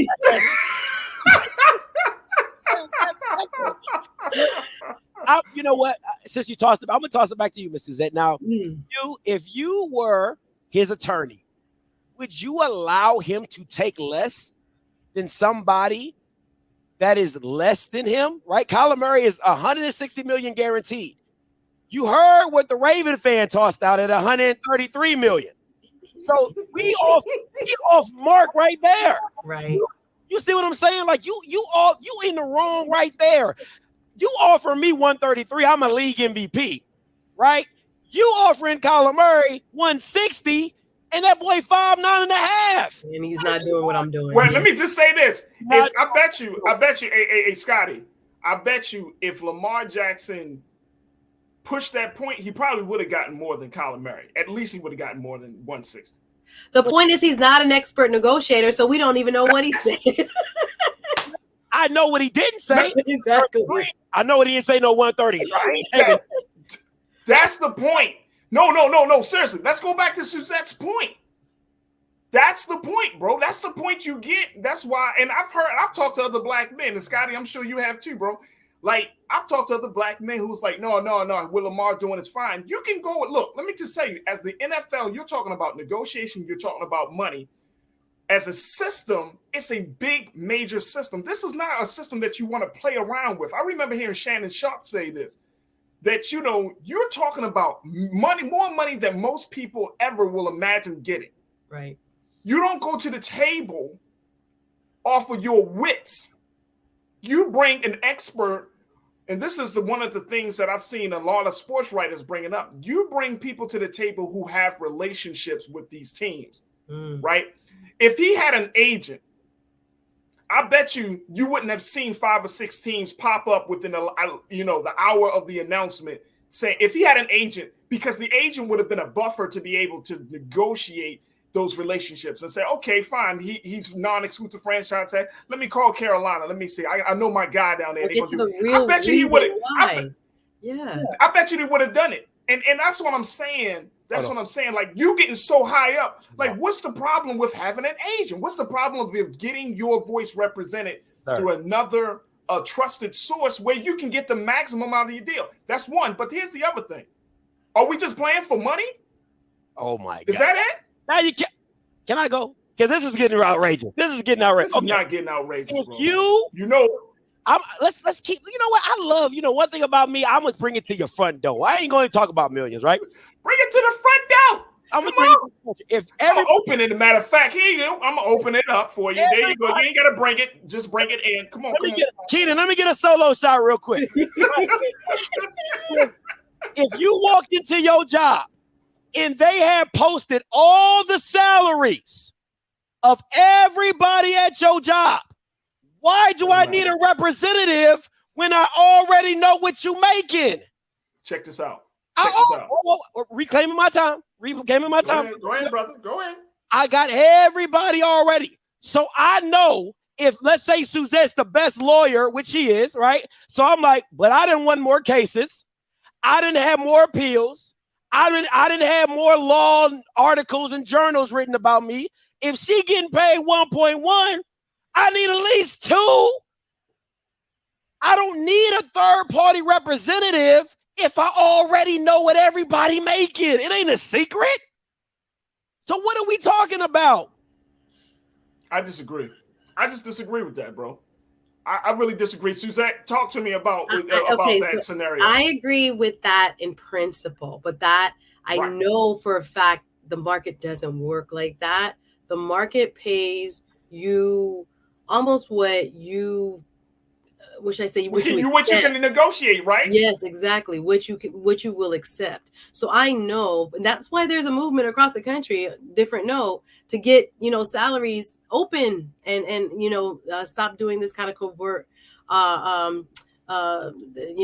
salary system. Because when I think about this, it's like, there are 2 workers working at the same job and having the same, experience in terms of what they're doing, in terms of what they worked at before, but they're being paid 2 different prices because of what they could negotiate. 2 different salaries. So technically speaking, yes, if someone who does not have your resume, your acumen, your talent, your proven record gets way more than you, technically speaking, on paper, that's what you should at least demand. I agree with Scotty on that point. But just knowing in practice how many people, to put it in a colloquialism, get gypped from what they really deserve, I don't know that will actually be his outcome. I wouldn't put necessarily money on it, that it would be his outcome, because this system is a kind of, again, what you can negotiate for yourself is what you get, even though there may be good reason. And again, public numbers that show, well, this person got this amount of money and he's not as good as me, I should get at least that. I think that's an amazing argument, excellent argument, but it doesn't always pan out that way. I would agree. Here's what Mike Preston had to say. Hey, Keenan, let's post this first quote from columnist Mike Preston. He's a sports writer for the Baltimore Sun. He wrote this piece. He said, Jackson, talking about Lamar, he said, Jackson is free to start negotiations with other teams Monday, and the Ravens will have 5 days to match that offer or allow the former Louisville star to move on and get 2 first-round draft picks from that team in return. So in essence, the Ravens are willing to allow Jackson to test the open market to determine his value. But since the Ravens applied the tag, quarterback-needy teams such as Atlanta, Carolina, Washington, and Vegas have reportedly said they have no interest in him. Now take a look at this. Has there been collusion among the teams to reset the market for quarterbacks after Cleveland signed Deshaun Watson to a 5-year, $230 million fully guaranteed contract last season? Maybe. A better question is, when hasn't there been some form of collusion when a top talent is involved in negotiations or seeking a trade? So it sounds like I'm right. No. Here's the thing. It's not that you're just, yes, we can say he's collusion. There was collusion for Colin Kaepernick. Facts. Now that's facts. You see what I'm saying? Facts. But my point is, bro, okay, so you call out collusion. That doesn't necessarily change the situation of the owners still have more leverage. You can come with all of that. You can come with public pressure. You can call it collusion. You can say with all of that. The owners don't give a damn. They're like, guess what? We don't care. Because at the end of the day, come August and September, we're not going to be the ones that you tune into on every Sunday. I'll say this. This is the thing, and I think Mr. Zed hit it right on the head. It's the only reason that even me will get an agent is because of the personal effect, right? Because you're going to feel like all you're going to think, I did this, and I put my body on it. That's true. And they're just telling you, you're not worth it. You're not worth it. It's going to hurt you harder than a third party. If Miss Suzette walks in there for me and she like, my client's been doing this. She doesn't have that same. She's not going to take it personally when they say, hey, Suzette, we only see your client as 150. All right. She's not going to take that personally. But Lamar Jackson sitting in that room with the owner, and you're like, bro, like, what do you mean? Like that aspect, I 100% agree. If you cannot, and most people cannot remove the emotion because of it's just life. You know what I'm saying? So I 100% agree with her on that aspect. But to say that he has to have an agent, I disagree because like Miss Suzette, the wonderful lawyer that she is, said in principle, I see it. Yeah. Now, I will agree with you that resetting the market is always a tough task, and you have to be a very, very talented person to reset the market, which Deshaun Watson, in my personal opinion, I didn't think he was that talented. Me neither. We definitely agree on that one. So, but look what he's now facing. So now, wait, no team wants you. Come on back to the table. Come sit down. We got to talk numbers about Lamar? now. Yeah. Yes, he's in a weakened position. That's the embarrassing part about it, Scotty and Suzette. The fact is, and this is why it really does break my heart that he kind of went down this road, because now you got to come back and like, what do you say? Now the Ravens are going to give you still a dope ass 1-year deal for $32 million, right? You're still going to kind of make out a little bit on that side. But guess what? Now it's embarrassing. And here's the other part about it. What do you tell your locker room? Well, I'll tell you this. They got to repair the damage from the locker room, because now your top quarterback, he tried to put himself out there. He got embarrassed. The teams, there's certain teams that don't want him, teams that need quarterbacks. Now you got to heal the locker room to bring people on the same page. Nah, I disagree. Because everybody, it's like an unspoken rule. It's like an unspoken rule in the NFL that when people go get their money, you let them do their business. That's business. That has nothing to do with the football. That's just you getting your value. But my thing is this: even if he does come back a wounded dog, I ain't taking less than Kyler Murray. I'll tell you that. Well, look. Like I said, look. If they offer him 133, Kyler Murray gets 160. He's $27 million away from that, right? So he's $28 million. He's $28 million. That's a lot closer than 250. I ain't taking it. Fully guaranteed. That's $120-something million. So I would come back to the table and be like, all right, I see my market value. Can I get 170? All right. Now, okay. I'll take that. I'll take 170. The owner has won already. He did. The franchise has won. Yeah. He technically has. Because what they should be paying him, he's not going to end up getting. He's not. And once you say, and then now, if you get an agent or a representative now, very quickly, Suzette, is it too late? It might be. I think so. Because again, the other teams have now shown their hand. He now has one option, right? And so that becomes the power play between you, and it'll tell what kind of relationships they've had and if he really is as valued, and again, it's not personal, but as valued as he thinks he should be. It's two different things. So the marketplace is going to determine. Let me say this, and I'll let that, and I'll finish up. My thing is this: if Lamar feels he's worth 200 mil, at least 180 to 200 mil guaranteed, he cannot play on the exclusive. If I'm an agent and I'm telling him this, the Ravens are going to have to lose. The same situation with Dak Prescott. I didn't think he deserved the money, but once you start seeing what your team look like without that starting quarterback, you're like, bro, we don't have, they put Dallas in a bind to have to pay him because we saw how bad they were without him. So if I'm Lamar, I got to ride this thing on out all the way, and I don't play on the franchise tag. I let you see what your team look like without me, and then if it looks as bad enough, then I'll probably go get an agent like Miss Suzette, and then come bring it in, and let's reevaluate this thing, and let's see if I can get my market value. There it is. Scotty, we got to let you go. Always a pleasure. How can people tune into all your shows, bro? Man, you can catch me on Off Script on YouTube. I just did a show early this morning. I'm going to do a show tomorrow at 8 o'clock. But, yes, and thank you, Miss Susan. I appreciate you for tuning in. I love you. I don't always catch you live, but Team Replay in the building. I'll be checking you out. There we go. Thank you so much. I try to keep it entertaining and have some fun while giving you some news. And, not as powerful as the coach out here in these streets. But, wow, bro. Do a little something. Wow. Hey, my guy, Scotty, Off Script TV. This is my guy, bro, folks, and he is our sports contributor here on The Culture. Make sure you also go ahead and support him, subscribe to his page, and most importantly, continue to support Black media like him, and his voice is so essential for the culture. So, Scotty, I love and appreciate you, brother. Thank you so much, man. Good to talk to you again. Hey, always. Thank you, Miss Suzette, for the See you soon. Thank you, Scotty. All right, folks, we got to take a quick pause. When we come forward, Suzette and I are going to talk about, is there still a conversation about being corny? And why is it so bad to be so good? We'll take a few minutes for that. Stay with us. It's The Culture here on the Black Star Network.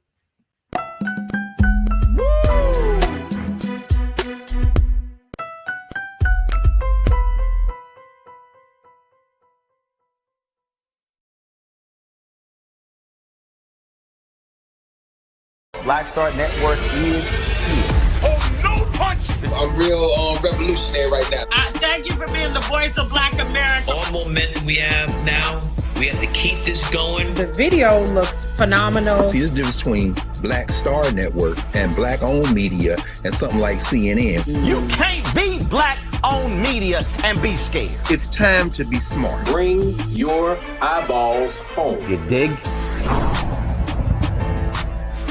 When you talk about blackness and what happens in Black culture, we're about covering these things that matter to us, speaking to our issues and concerns. This is a genuine people-powered movement. There's a lot of stuff that we're not getting. You get it, and you spread the word. We wish to plead our own cause. Too long have others spoken for us. We cannot tell our own story if we can't pay for it. This is about covering us. Invest in Black-owned media. Your dollars matter. We don't have to keep asking them to cover our stuff. So please support us in what we do, folks. We want to hit 2,000 people, $50 this month, raise $100,000. We're behind 100,000, so we want to hit that. Your money makes this possible. Check some money orders. Go to P.O. Box 57196, Washington, D.C. 20037-0196. The Cash App is $RM Unfiltered. PayPal is R Martin Unfiltered. Venmo is RM Unfiltered. Zelle is Roland at RolandSMartin.com.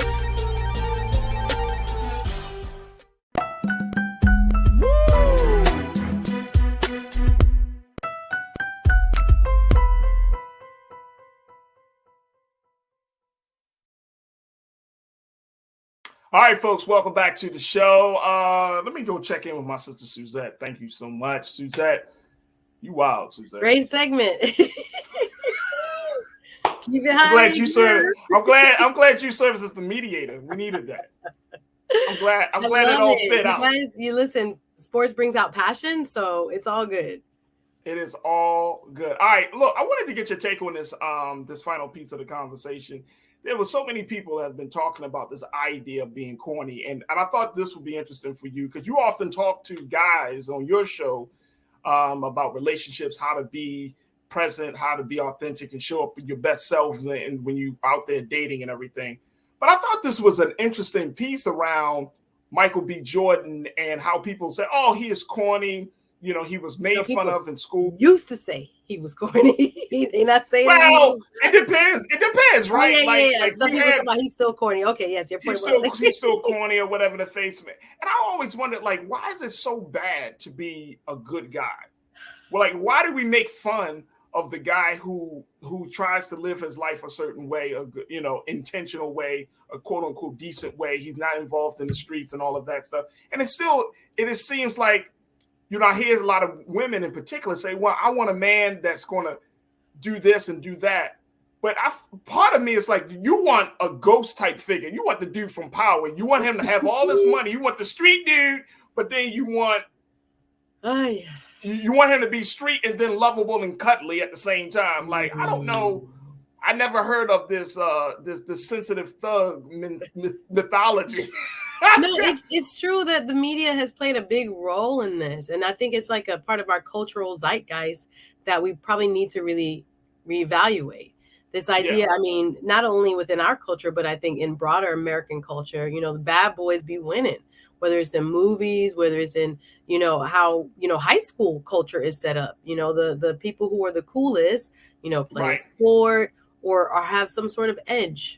Right. And then you have the quote unquote blurred or the nerd that is left behind or seen as a social pariah for so long until they grow up and they start making their money and they start making their moves. And then all of a sudden you're on the red carpet with the guy you called corny in high school asking him for an interview while he just opened $100 million on Creed 3.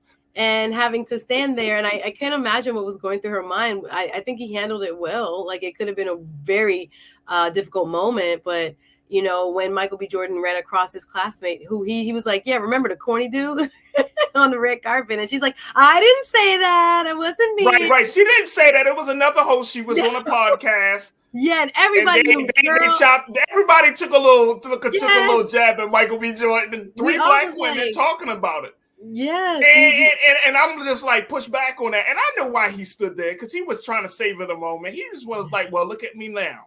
He's well, like, yeah, I'm corny. You the corny dude. This is the corny dude. If I'm the corny dude, I'm opening up $100 million on a film. I just got a star on a Walk of Fame. I'm not involved in any crazy antics off screen. You know what I mean? My love life outside of that one relationship seems to be pretty much intact. He's still one of the most eligible bachelors in the world. One of the most eligible bachelors. And I'm not sleeping around for a bunch of women, supposedly, quote unquote, right? And at least that we know of, yes. That we know of, right? But I'm corny. Yeah, I'm corny. Look at that. Yeah, remember he was like, the corny dude, look at the face. Look at the face. Aren't you? Did you used to call me corny? And look. Oof. Hey, look, let me just tell you, I am corny. I fully embrace it. People have been calling me corny for years. I'm so corny that I got butter running through my veins. That's how corny I am. How does one get this label? Because again, the guys who end up turning into something great down the line are often who are, the social rejects in high school, or people who are seen as being, not as cool. But ladies, let me just tell you right now, that's who we should be checking for, because when it comes to long-term success, oftentimes they are the most, disciplined people, the people who have the most loyalty, et cetera, et cetera. But it goes to show that there's still this sense, even on the afterwards, she started posting, I said he was corny and what? And I also think she said Nick Cannon is corny and a couple other people. I don't know if you have the quote. But it's so weird that she's like doubling down on a person that has had that much success. And I guess her definition of what is corny, it doesn't matter how much a person has had success. It doesn't, and it shouldn't. Let me just say, it really this is the look on his face when she tries to explain herself. The facial expressions are endless. The facial expression when he's like, go ahead, try to dig yourself out this grave. Go ahead. I'm listening. But I'm the same guy. He savored that. He was like, you can still ask this question though. but I'm gonna put it out there, and good for him for like saying something, because a lot of people pretend to just key and know deep down this person used to make fun of me. This person was, you know, a bully, if you will. But Right. yeah, it's kind of scary. But I tell young guys, and they should know, just keep living. You are gonna come back into style very quickly, or get into style once, you know, the success trajectory runs its course for many of the cool guys or tough guys or bad boys. You know, they top out at what, 20, 25, whatever. But in your 30s, in your 40s, if you are that blurred, if you are that person that, you know, doesn't seem to be in the mix, don't worry, you'll be the last man standing soon enough, where the ladies will literally come to you because of the ratio in terms of single men versus single women in the Black community. So yeah, your eligibility and your coolness is about to go way up. Just give it time. Just give it time. Just give it time. I appreciate you. I wanted to get you at least your take on this, because I feel like this is one of those conversations that will continue we will continue to have. But I'm like, hey man, if you are a certain way, if you are a decent individual, a decent guy, you're working, you're making moves, you're trying to take your success to the next level, and women have rejected you because, you know what I mean, rejected you because of how you used to be, then so be it. So be it. I was rejected too, but guess what? Hold on to them books. We all keep going. Good day is coming, and when it comes, baby, nobody will be able to deny. Like you said, you can't deny the sun, man. Once somebody is shining, you definitely can't deny it. All right, Suzette, it's always a pleasure. Always a pleasure to have you. All right, how can folks check out your show, Suzette Speaks? Well, please come on over and subscribe, y'all. I got my own YouTube channel. Just look up Suzette Speaks. I talk about great topics. We talked a little bit about imposter syndrome. We're going to be talking to a spiritual attorney, as she calls herself, tomorrow, about universal laws. We get deep, y'all. So interesting things that, you know, I find that will help people grow and evolve. That's what we talk about. So come check me out, please, on my YouTube channel and subscribe. There it is right there, Suzette Speaks. Make sure y'all subscribe. You can check her out on every Wednesday here on The Culture. Suzette, thank you so much for being on the show. And again, thank you for being a mediator between me and Scotty. Shout out to Scotty and Off Script. But y'all check us both out. I appreciate you. Absolutely. Great show as always. Thank you. Thank you. All right, folks, that's going to do it for us. Make sure that y'all do your due diligence. Go to Black Star Network, support us financially, share the content, follow us on all social media. Follow me on social media at Faraji on Twitter, and The Real Faraji on IG. I would love to connect with you. Big shout out to all my culture crew. Thank y'all so much for being a part of the conversation, and big shout out to my team, King Keenan, Joel in the control room. Folks, make sure y'all stick around at the 6 o'clock Eastern Standard Time. It's Roland Martin Unfiltered. As always, never be afraid to challenge what's wrong. Stand for what's right while being yourself in the process. God willing, we'll talk tomorrow for another exciting edition of The Culture right here on the Black Star Network. Peace.